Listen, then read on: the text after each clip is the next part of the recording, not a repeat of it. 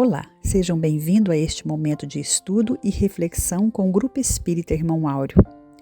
Este áudio foi preparado como um momento de reflexão em torno do Evangelho segundo o Espiritismo, que nos permita também antecipar os temas do episódio principal da reunião de estudo do Evangelho, publicado aos sábados pela manhã, e também para a nossa live Dialogando com o Evangelho, que acontece ao sábado às 17h50 e é disponibilizada na sequência, no sábado seguinte.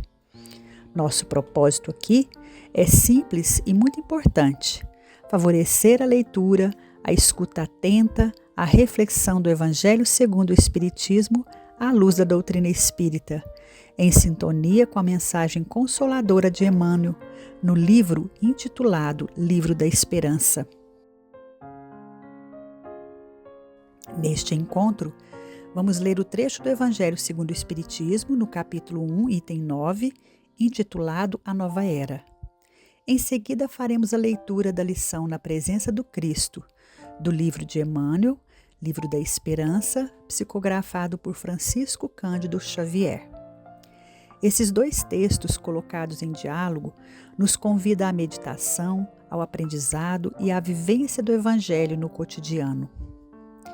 Vamos então iniciar a leitura do trecho do Evangelho segundo o Espiritismo, que diz o seguinte: O Cristo foi o iniciador da mais pura, da mais sublime moral, da moral evangélico-cristã, que há de renovar o mundo, aproximar os homens e torná-los irmãos, que há de fazer brotar de todos os corações a caridade e o amor do próximo e estabelecer entre os humanos uma solidariedade comum, de uma perfeita moral.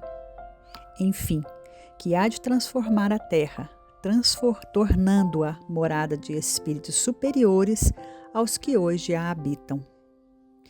Agora prosseguiremos com a mensagem do Livro da Esperança. A ciência dos homens vem liquidando todos os problemas alusivos ao reconforto da humanidade. Observou a escravidão do homem pelo próprio homem e dignificou o trabalho através de leis compassivas e justas.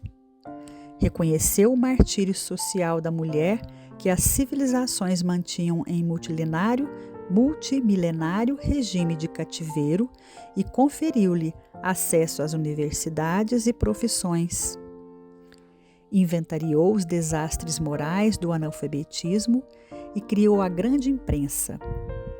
Viu que a criatura humana tombava prematuramente na morte, esmagada em atividade excessiva pela própria sustentação, e deu-lhe a força motriz. Examinou o insulamento dos cegos e administrou-lhe instrução adequada. Catalogou os delinquentes por enfermos mentais e, tanto quanto possível, transformou as prisões em penitenciárias escolas. Comoveu-se diante das moléstias contagiosas e fabricou a vacina. Emocionou-se perante os feridos e doentes desesperados e inventou a anestesia. Anotou os prejuízos da solidão e construiu máquinas poderosas que interligassem os continentes. Analisou o desentendimento sistemático que oprimia as nações e ofereceu-lhes o livro e o telégrafo, o rádio e a televisão, que as aproximam na direção de um mundo só.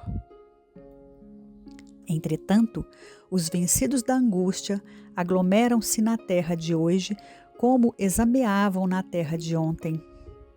Articulam-se em todas as formas e despontam de todas as direções.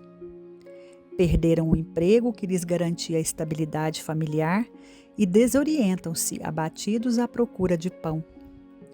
Foram despejados do teto, hipotecado à solução de constringentes necessidades e vagueiam sem rumo. Encontram-se despojados de esperança pela deserção dos afetos mais caros e abeiram-se do suicídio. Caíram em perigosos conflitos de consciência e aguardam um leve sorriso que os reconforte.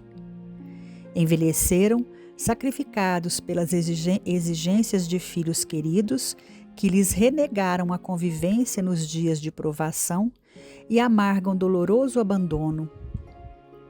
Adoeceram gravemente e viram-se transferidos da equipe doméstica para os azares da mendicância. Transviaram-se no pretérito e renasceram, trazendo no próprio corpo os sinais aflitivos das culpas que resgatam pedindo cooperação. Despediram-se dos que mais amavam no frio portal do túmulo e carregam os últimos sonhos da existência cadaverizados agora no esquife do próprio peito. Abraçaram tarefas de bondade e ternura e são mulheres supliciadas de fadiga e de pranto, conduzindo os filhinhos que alimentam à custa das próprias lágrimas. Gemem discretos e surgem na forma de crianças desesperadas, à maneira de flores que a ventania quebrou desapiedada no instante do amanhecer. Para eles, os que tombaram no sofrimento moral, a ciência dos homens não dispõe de recursos. É por isso que Jesus, ao reuni-los em multidão, no topo do monte, desfraldou a bandeira da caridade e, proclamando as bem-aventuranças eternas, no-los entregou por filhos do coração. Companheiro da terra, quando estendes uma palavra consoladora, ou um abraço fraterno, uma gota de bálsamo ou uma concha de sopa, aliviando os que choram, estás diante deles na presença do Cristo, com quem aprendemos que o único remédio capaz de curar as angústias da vida nasce do amor que se derrama, sublime da ciência de Deus.